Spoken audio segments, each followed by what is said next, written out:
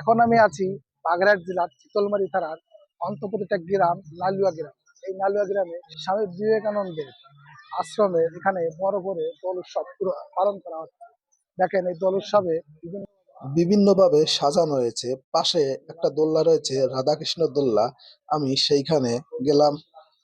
আর এই দোল উৎসবে যদি রাধাকৃষ্ণকে একটু না টানি, তাহলে দোল উৎসবের কোনো মূল্যই থাকে না। তাই একটু রাধাকৃষ্ণ ধরে ধরে একটু রাধাকৃষ্ণকে টানছিলাম। এখানে ছোট ছোট বোনেরা রয়েছে, তারাও দড়ি ধরে রাধাকৃষ্ণর দোল্লা টানছে। তারপর আমি চলে গেলাম। আর আমার সাথে আছে আমার বৌদি আছে, এই যে সে হলো ফেসবুক সেলিব্রিটি।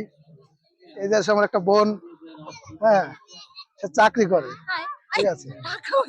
আর এও আমার একটা বোন, হ্যাঁ।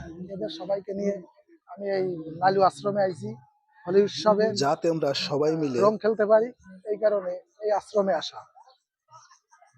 কৃষ্ণ যখন রাধার সাথে হোলি খেলতো, সেই সময় হলো এই হোলি খেলাটা শুরু হয়। সেই থেকে মন্দিরে মন্দিরে হোলি উৎসব পালন করা হয়।